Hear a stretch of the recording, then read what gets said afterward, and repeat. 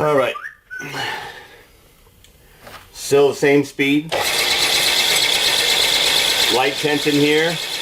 We're going to be watching it. We're going to come in, make sure that we're taking the whole thing, and then we're going to be feeding the table and kind of watching. We're going to be holding this basically so that we can make sure that if at the first sign of anything, we can react, make a decision and react.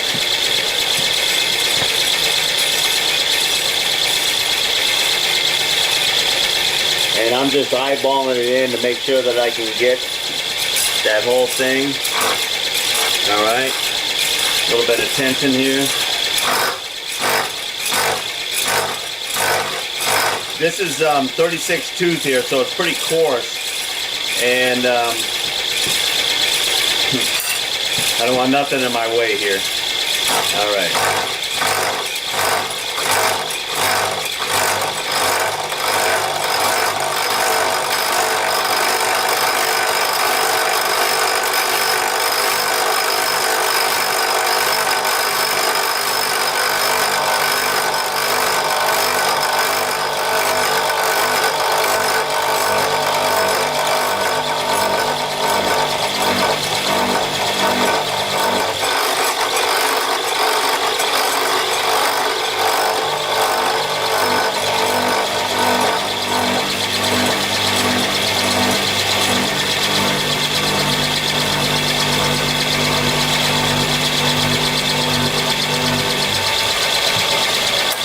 Okay, just because of the sound, I mean, this is like a radius cutter on there. All right, and okay, this is running warmer than the other one, but we are meshing it right in there, and I kind of like that. It is getting a little bit warm. I'm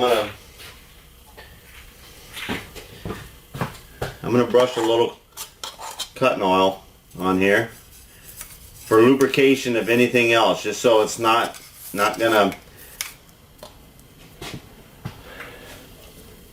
grab. Hell, let's just get through it. It's the only cutter I got that can get me through there, unless I go in with a hacksaw, and then I'm going to scratch the surface.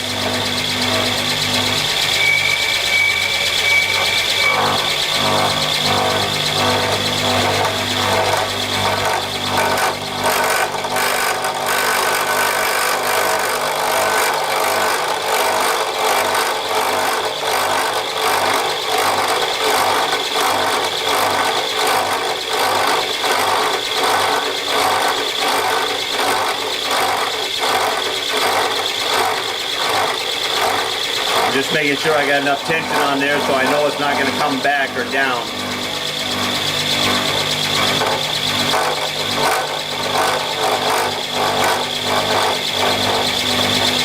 We're almost through the first section here. Okay, I can start feeling it vibrating. It's like really getting loose there.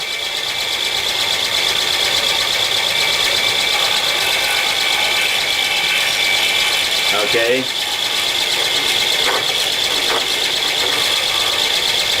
Okay, we're coming into the second section there. We actually have cut it all the way through there.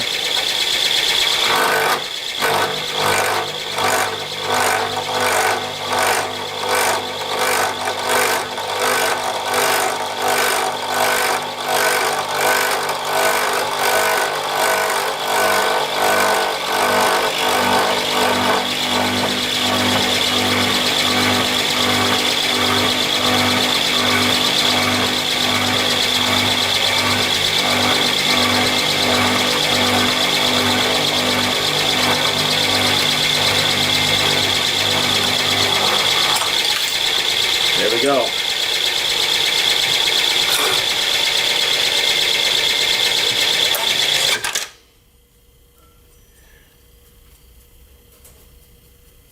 All right, not bad. Just push that chip on over on that side of it there, a little bit on that side of it there, but this feels pretty flat, blends in. A little kiss on the sander, we're gonna have a pretty nice split line.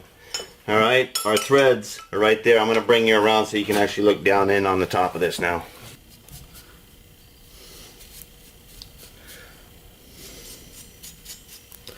So there we go. Threads are right there. This is nice and open.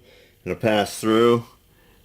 Just kiss that off a little bit with a sander. Alright, so we had pretty good success. This wasn't the greatest cutter. This is radius on the end, so but it let us go. And the nice thing about slitting saws, I can put my hands on there, it's not that hot, is this, when the pressure was relieved, or the stress was being relieved of the material as you're cutting, the blade itself is solid all the way around, so the teeth aren't grabbing anymore, because the part cannot go down past the side and grab because it's the same width.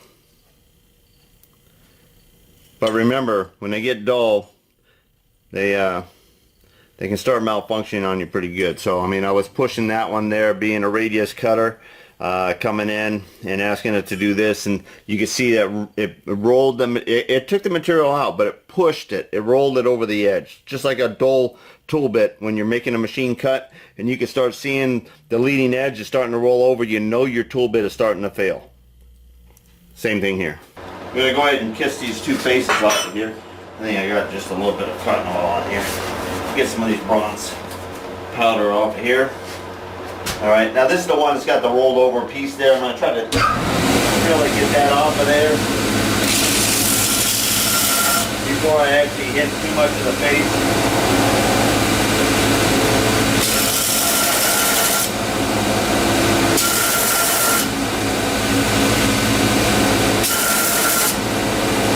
Okay, I'm calling that good.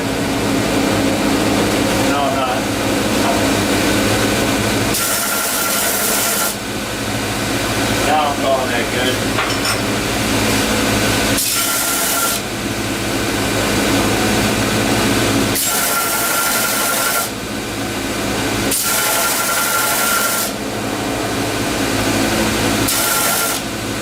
Okay, we're good.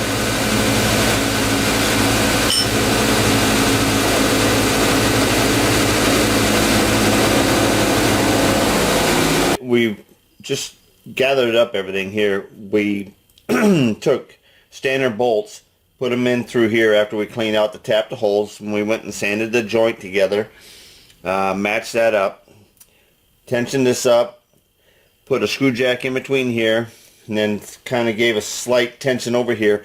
And we're going to be holding this down on two 5/8 parallels that have been ground to match, you know, as close as it needs to be.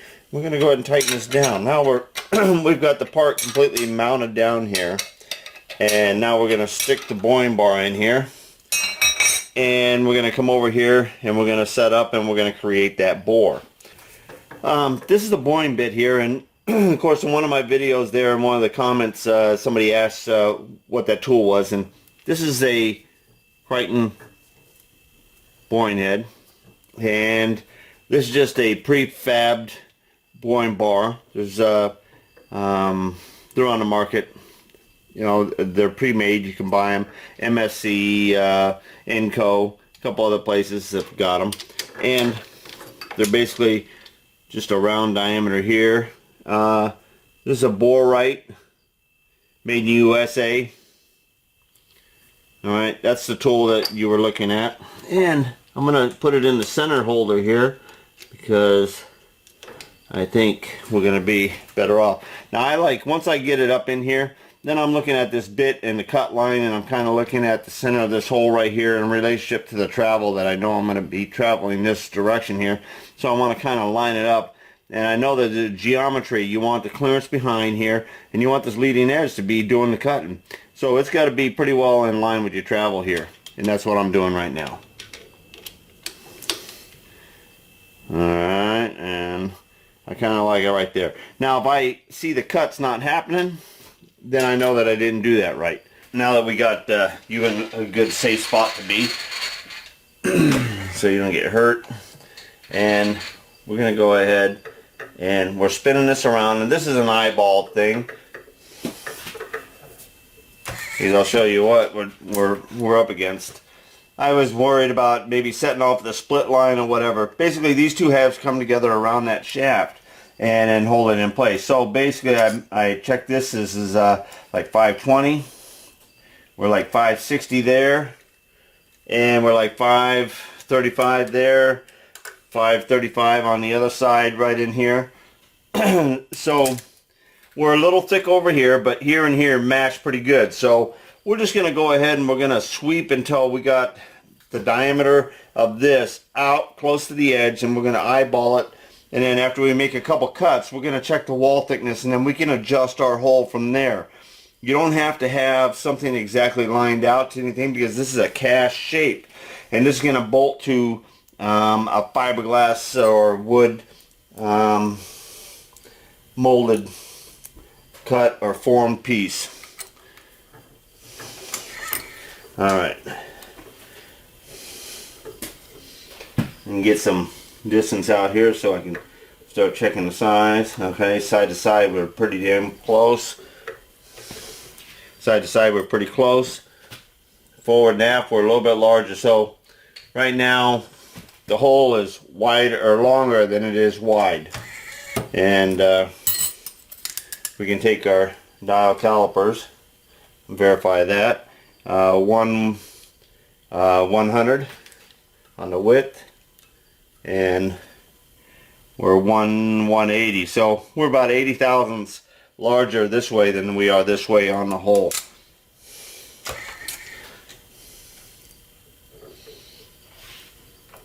And we're lightly touching a little bit away over here.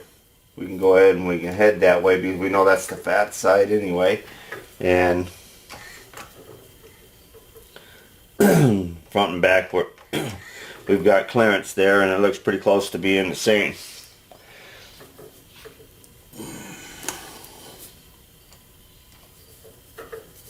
Okay, we're sweeping and not hitting anything there. Alright, while we got it here, we're going ahead and putting it down here, and we're going to mark that 0 as being past the bottom.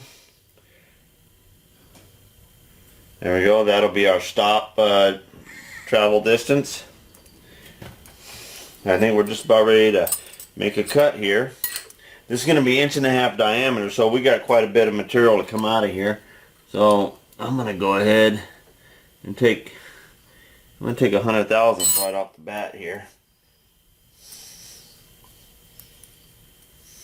That's 50 a side, because this dial is diameter dial.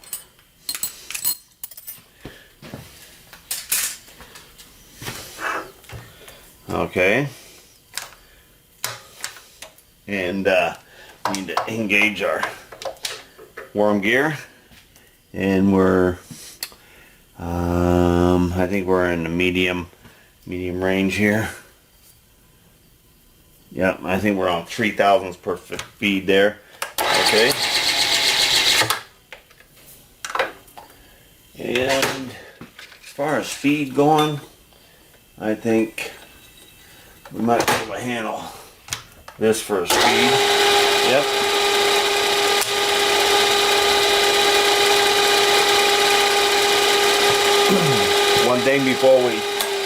One thing we get set X and Y at 0.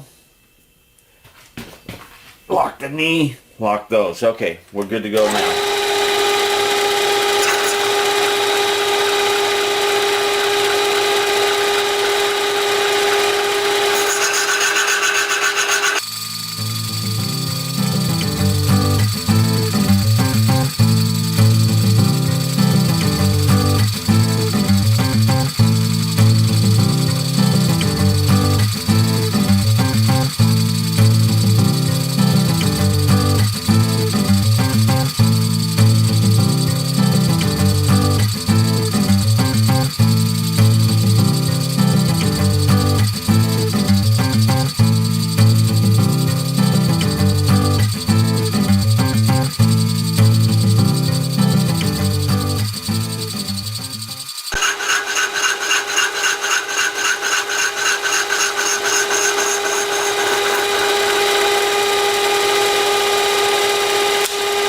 Okay, and we're down at our 0.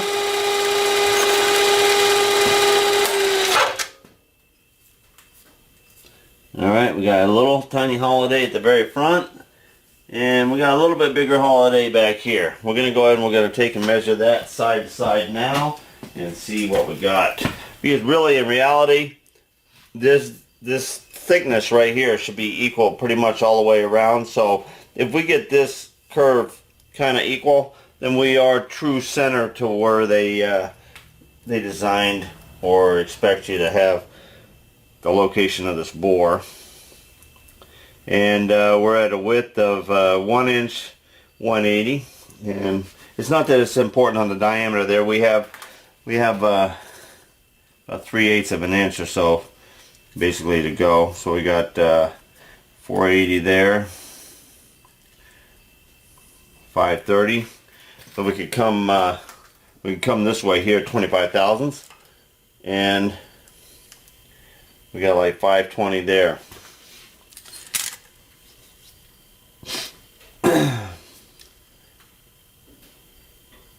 So I'm just pulling it this way, 25 thousandths. We're going to take a look at that. We're going to reset our 0. And I think we're going to go with that. And we're going to go ahead, we're going to take another 100 thousandths.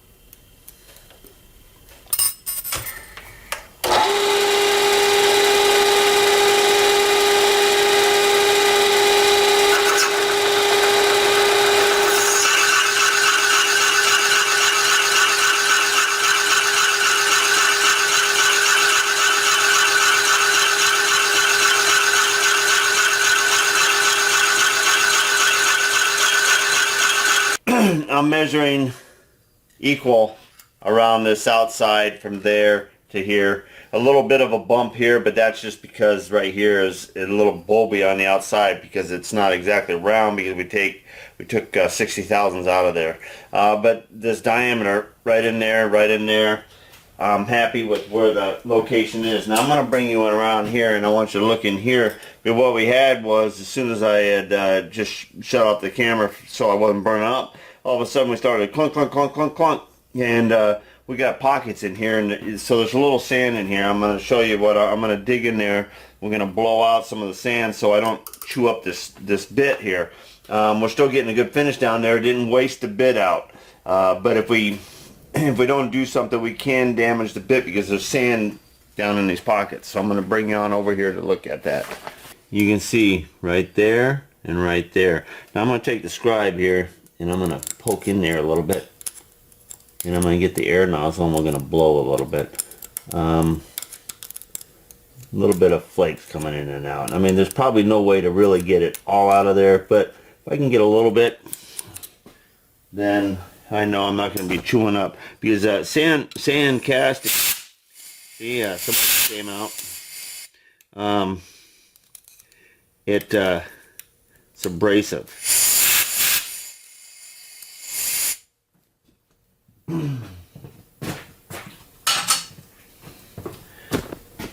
All right, we're gonna kind of let it go at that. All right, just see what we got for a diameter here. We're gonna get our snap gauges and our micrometer here soon. 1/275. So we got 225 or so to go. We're gonna take another 100 here.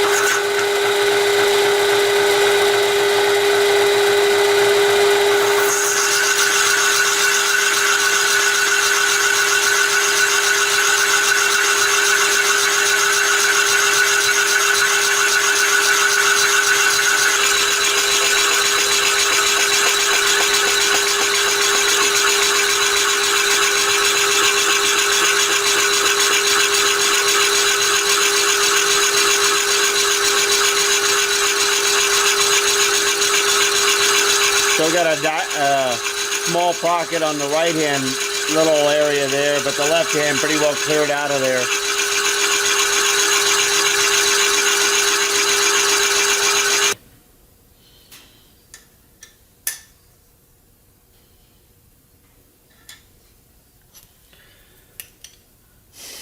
And we should have 1 inch 480 somewhere around in there.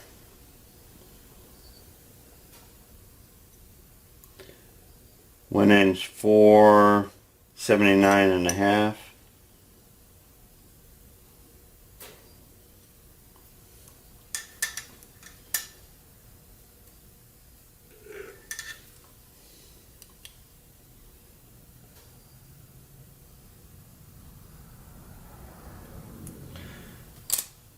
Alright, so we got basically 20 thousandths to go before we get out to 1.5 inches.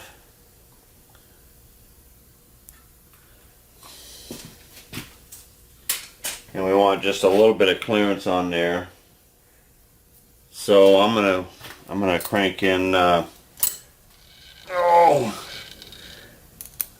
gonna crank in 22 thousandths.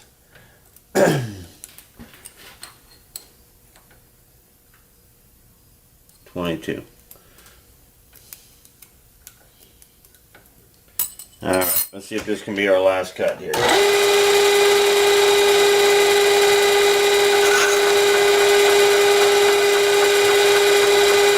Hopefully this will be our that was our last cut there. And we're just looking for a couple thousandths over 1.5 inches.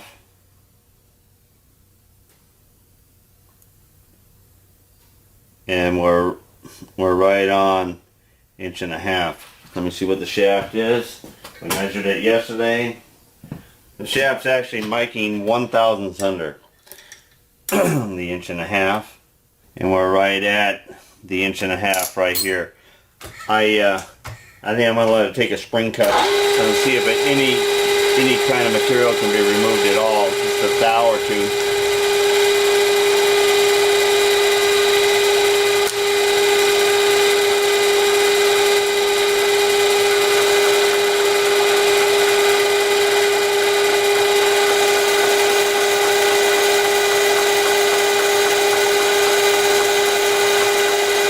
Looks like it's going to take a frog hair. Might be enough.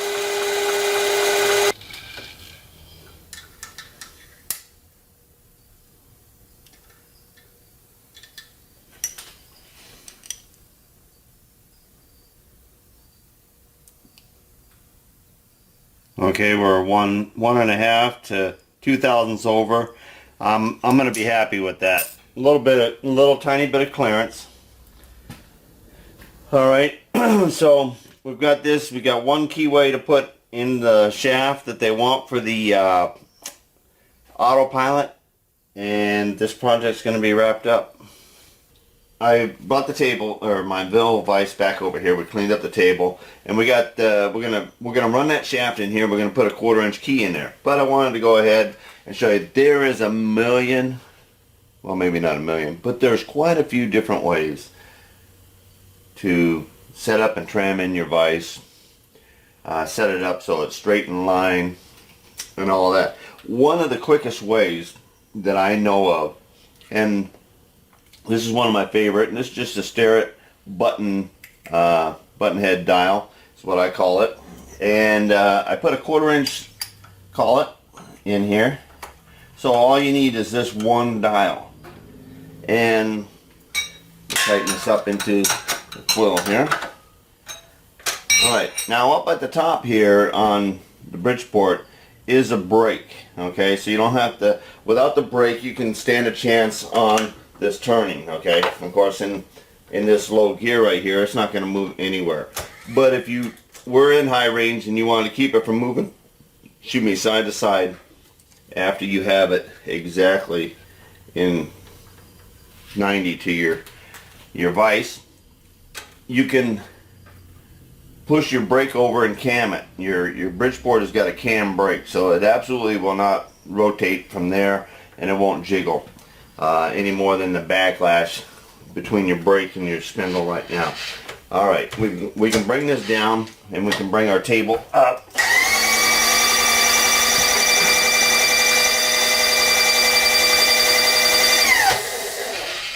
All right, we can come out here. I think we want to go just a little bit more. All right, now we can crank our table in and out to catch 0, and we're going to get the just side to side. We're heavier over on this side here, but just for kicks here, we're going to go ahead and slightly snug this bolt on this side here, and we'll go ahead and we'll set it at 0. We'll come over to the other side here.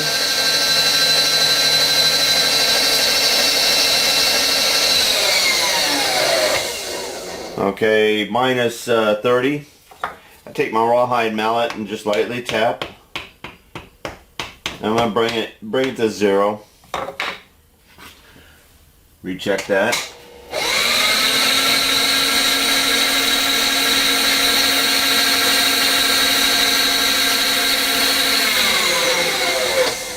Okay, we're like +4, but we're going to bring it back to 0. We're going to leave this side tension because it did move really nice. And the reason why it doesn't do it 100% isn't exactly is this bolt is outside of this flange here. So this is inside the pivot point. So this will change a little bit. So you're hardly ever going to hit it in one shot. But now we're verifying. We're negative 4 there. We're going to go ahead and lightly tap it again. And this time I'm going to take it just 1 over. We're going to bring it to 0. Let's go back and see what we got.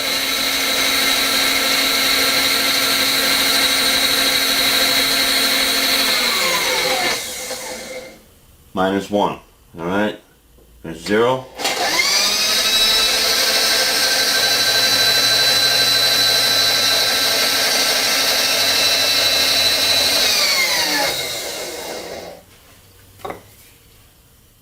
+1. Okay, now we're at 0.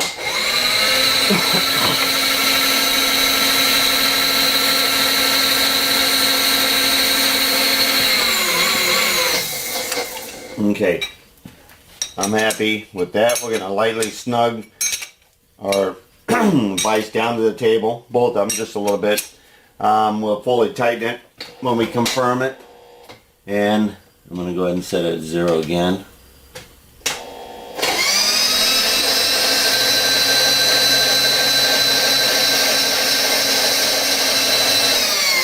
Okay, I'm happy with that. Now, sometimes you can get the luck of the draw and you can do it in one time. I've put my vise up there and I've had it within 1,000ths without doing anything to it. But as far as rigging up something, I have clamp-ons for sweeping and I have all kinds of different things. But this one indicator is one of the few. I mean, if you had an Intrepid and you wanted to really play with the fine increments that it moves and everything, this is pretty forgiving. It's a nice big dial, big head, moves real easy, and fits right up in a 1/4-inch collet. It's probably one of the simplest ways to actually get that face parallel. Sometimes you're luckier than others to get it in quicker than that, but it's not a race. It's the accuracy that you want to set it up with. All right, our vise is good to go. Let's get our project in here. We got our shaft laying up here. And this is loose, okay? This has got a few steps in it, but from this register here to up here, this diameter here is the diameter we're going to be clamping on. So I got this in a comfortable position here to where I can rock it and I can feel that it's laying flat in that vise. Now I'm going to tension up the vise. Now I'm going to be, the key's way down here. We're going to be sliding this all the way down here. So I need to support it over here so that I got something that I can hold the end of it, keep it parallel with the vise, and control the rotation, because we're going to be putting the keyway on the starboard side, and this is aft. The flat is aft, so we're going to be rolling the flat our way. We're going to be putting the key in on the top. We're going to use an end mill. So what I like to do is take my I have a couple of these, and I've had these all the way back since I think I picked these up in like 1982, 1983.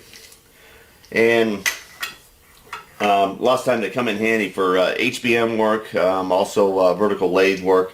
But I've found them to do all kinds of different things, even move engines side to side, pushing from the stringers and creating engine alignments and you know, and on and on. Anyhow, I'm going ahead and I'm just by hand take it till I get it to slide over there, and then I verify it with this side over here. Alright, now that I know that I've got an equal or parallel surface with the base of my vise here, the resting surface in the bottom of the jaws, I can go ahead and loosen this up, pull this back, and I have marked area right here where we're going to be putting the key. I'm going to put that somewhat in a vise there so we can work that there. I'm going to take this screw jack that I've set, and I'm going to set it up out here. That way I'm pretty much holding this bar here, and I can still see that this is not quite level. So now I'm going to go ahead and take my level, and I'm going to hold it here, and then I can rotate this until I get my even bubble, because I know my mill is level. Boom. Alright, we've got the right rotation. In between there and there is where we want to set the key. And we're going to be doing 1/4 inch keys. So I got to hunt up an end mill. I've already got the 3/8 collet in here. That's what I plan on holding it with. And then we're going to come down here and I'll show you how I go ahead and pick the center, depth, and go for the cut in one shot. We found our 1/4 inch end mill here, and we were looking for the 2 fluter. That's what we like to put in. 4 flute just seems to be clogging, and also too, if you get a 4 fluter, you got to get a center cut 4 fluter, and but it's still sometimes it's too many flutes, especially on small end mills, for a full depth plunge and cut. All right, I'm going to go ahead and crank up my table a little bit because I like my spindle pretty stout.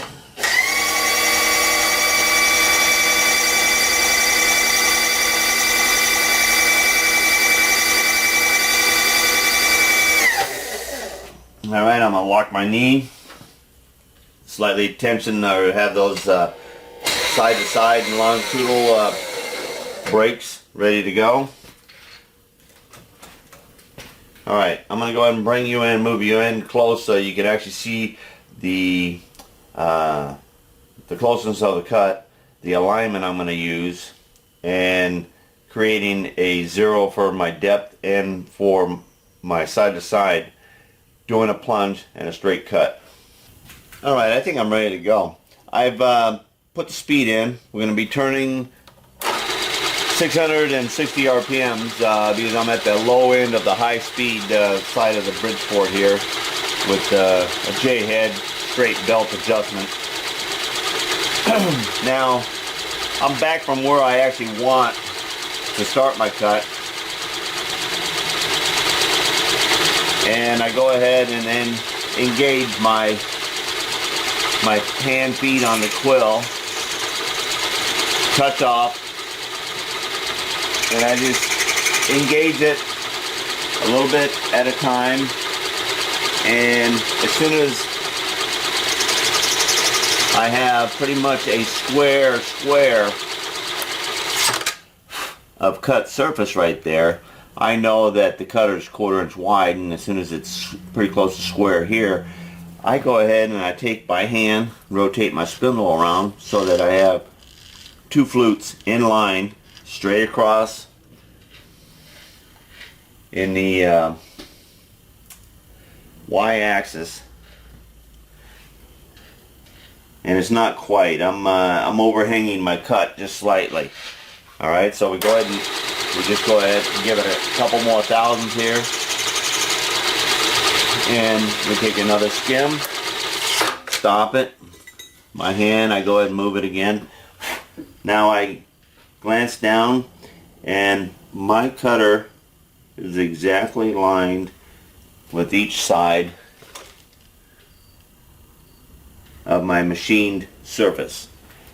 I'm going to lock it down, and I'm going to call that 0. Now, just to double, well, I didn't tram. If you trammed up and set 0 with your vise, you could double check that with the width here, and you can also verify how close you can actually get with this.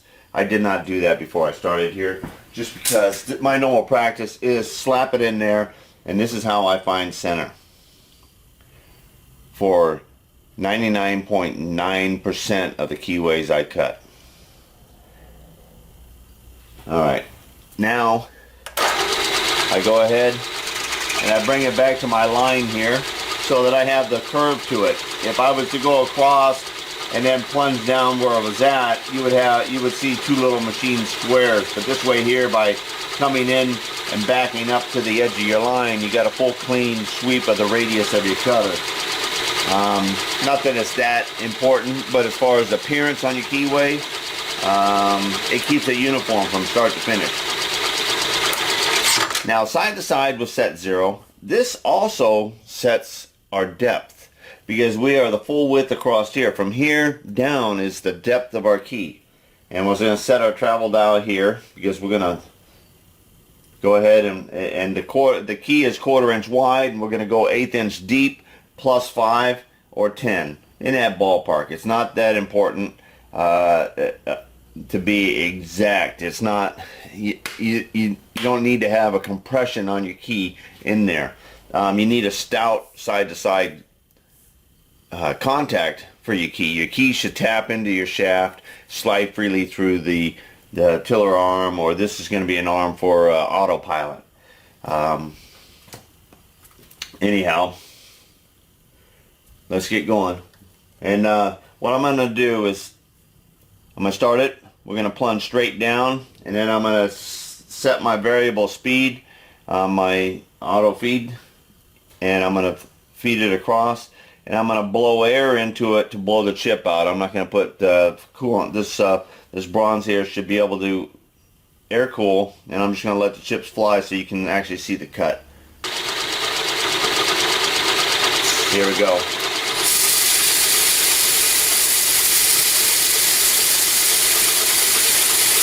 Now, a 2-flute center cut goes down in here pretty nice. Now, of course, this is bronze. It should be Tobin bronze, which sometimes is kind of gummy. Okay, there's 1/8 right there. There's 130, 132. I'm just going to go for about 7 thousandths deeper than I think I need to be. All right, now we're going to go ahead and engage our feed. And I got the feed increments at 0, so I just crank it in until I hear the clutch click. Now it's feeding. And then I just look at the chip and kind of get the feel that it's going to be taking a nice clean cut.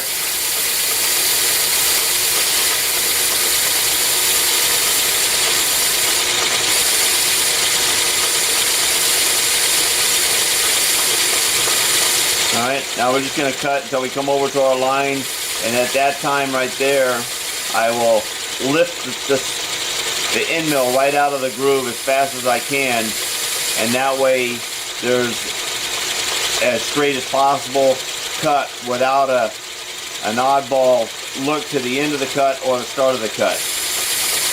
Lots of times the end mill creates tool pressure that pulls it over to the side. I like wheel cut keyways much better than end mill cut. I believe they're truer and they're straighter in line, and also you get to put a radius on your cutter, and in the bottom of your keyway you can have a nice radius down in there, and it actually makes for a stronger keyway.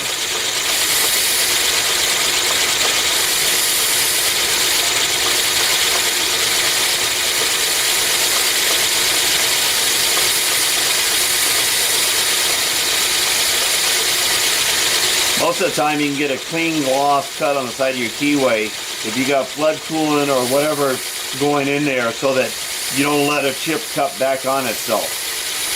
When you let a chip cut back on itself, it kind of puts a fuzzy surface to the side of the keyway. And if you have the wrong speed or feed or a dull end mill, you also have it, and it looks like it's chunky all the way through.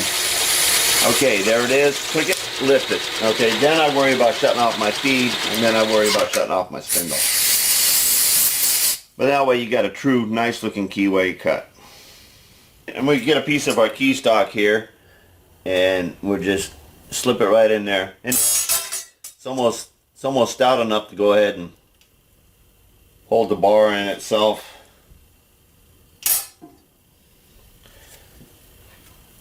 Alright, we'll go ahead and we'll cut off a piece of key stock there to that length there and throw that in on the job.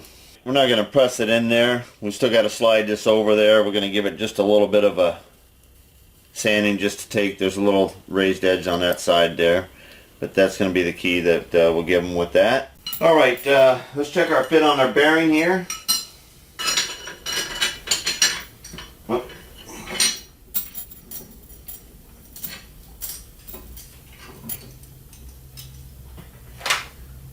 And it's just a temporary bolt. They'll have their silicone bronze flatheads or whatever they're going to put in here. It's probably more than likely what's going to be in there. Alright, there we go. Of course, this is upside down again. Keys down there.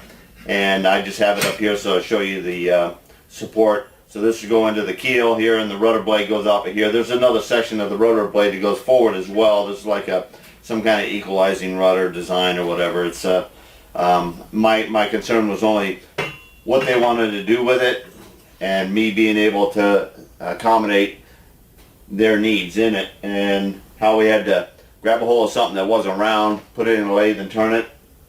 Getting rid of the bulk on the mill beforehand made it kind of simple.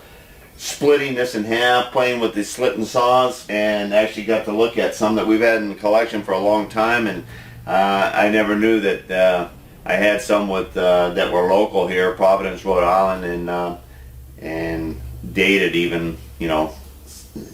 I think I had one or two that was just a year younger than I am. And a quick way of setting up the boring head. When you got a lot of meat to play with, you can create a round, and then you can control where that round is going, as long as you don't exceed, you know, the perimeter where it's actually going to be in.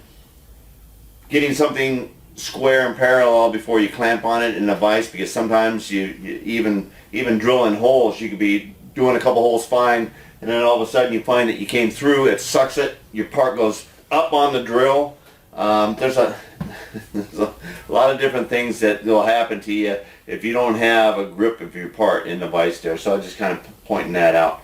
Alright, so there's just a couple little modifications to a rudder shaft, and I thought there was a little bit of interesting operations going into there. Alright, get her done.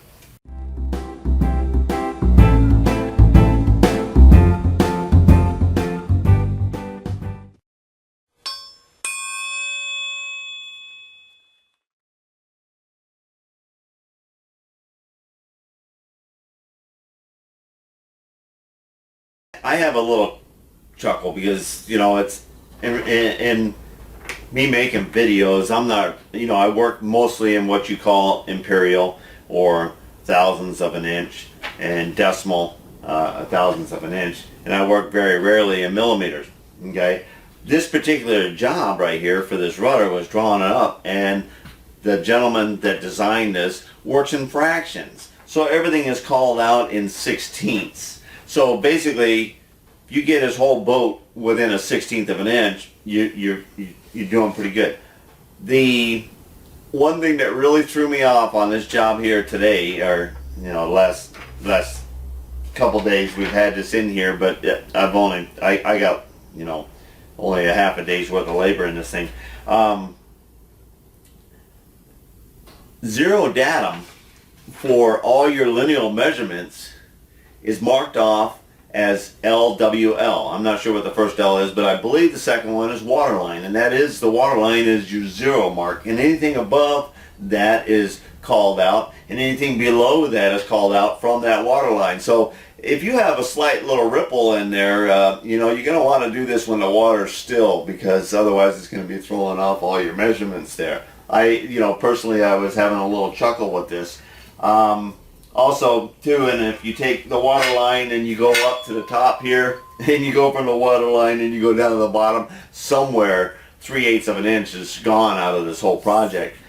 But it's understandable, because in his original drawings that I have here, there was a coupling section in the center here, and it used to be two-piece shafting, and somewhere along the lines of what we got going on now and what was there now then, there's about 3/8 of an inch somewhere missing in the shaft. But I did have to really chuckle that I'm working on the zero datum. It's like back in math class, and you were asked the answer, but you weren't given all the facts, so you had an unknown to work with.